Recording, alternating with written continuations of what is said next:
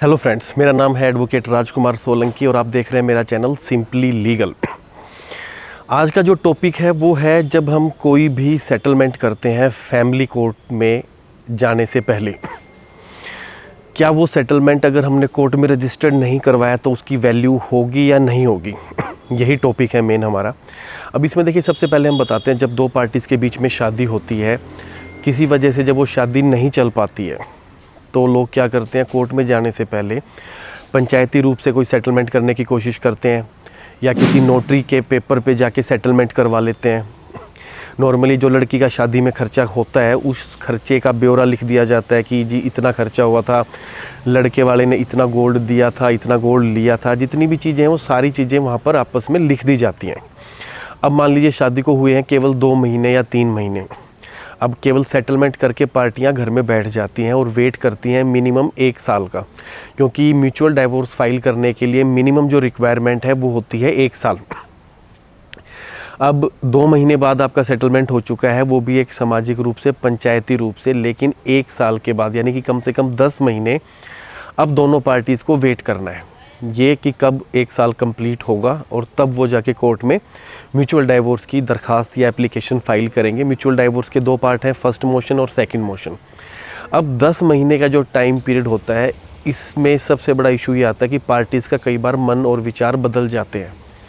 कुछ पार्टीज़ तो उस जो सेटलमेंट हुआ था सामाजिक रूप से उस पर टिकी रहती हैं, लेकिन कुछ पार्टी कई बार लड़के वाले या कई बार लड़की वाले पीछे हट जाते हैं, बैकअप कर लेते हैं कि जी हम उस सेटलमेंट को नहीं मानते। अब फिर शुरू होता है लिटिगेशन का दौर।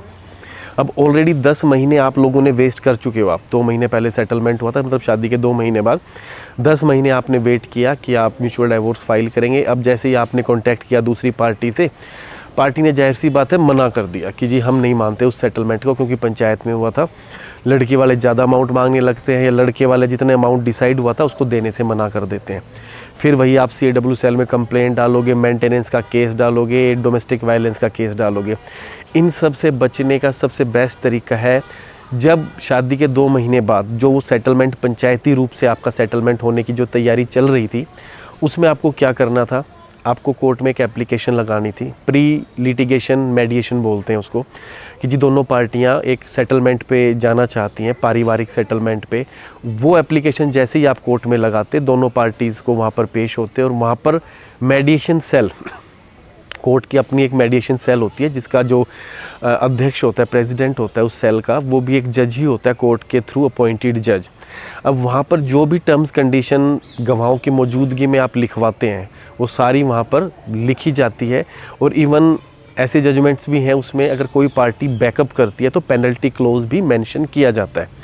अब अगर ये सारी चीज़ें उस टाइम आपकी रजिस्टर्ड हो जाती हैं कोर्ट में जज साहब के सामने फैमिली कोर्ट की स्टैंप लगने के बाद, अब अगर 10 महीने बाद यानी कि 1 साल के बाद सेम सिचुएशन आती है तो वो जो आपका एग्रीमेंट था वो एक बाइंडिंग एग्रीमेंट माना जाएगा, क्योंकि फैमिली कोर्ट के सामने वो रजिस्टर्ड आपने कर लिया है। तो उसके बाद आप उसकी एवज में कंटेम्प्ट ऑफ कोर्ट भी फाइल कर सकते हैं, या इवन जो भी आपने पेनल्टी क्लोज डाला था उस पेनल्टी क्लोज को रिकवर करने के लिए भी आप केस फाइल कर सकते हैं। तो इसलिए कभी भी जब भी आपको लगे कि सामाजिक रूप से सेटलमेंट हो रहा है और उसके बाद हम बाद में कोर्ट में तलाक ले लेंगे, उस पर डायरेक्टली आप बिलीव मत करना, आप कोर्ट में जाकर ही उसको रजिस्टर्ड करवाना। क्योंकि देखिए बहुत सारे केस केवल इसी वजह से कोर्ट में पेंडिंग पड़े हैं कि वो सेटलमेंट कागजों पे कर लेते हैं वाइट पेपर पर, और जब उसको एग्जीक्यूट करने की बारी आती है तो तब सारा मामला जीरो। तब पार्टियां जा रही हैं जी कोर्ट में, वो एक केस वो फाइल कर रहा है, एक केस वो, और फिर गई बात आपकी 2 से 3 साल की। तो इसलिए थोड़ी सी आपको प्री अटेंटिवनेस अगर आप दिखा के उस एग्रीमेंट को एक बार आप रजिस्टर्ड करवा लोगे कोर्ट के सामने, तो आपको आने वाली ये परेशानियों से आप बच पाओगे। वीडियो आपको इन्फॉर्मेटिव लगे तो प्लीज़ लाइक कीजिए और मेरे चैनल को सब्सक्राइब कीजिए। इसी तरह और लगातार वीडियो के लिए मुझे फॉलो भी करते रहिएगा। Thank you.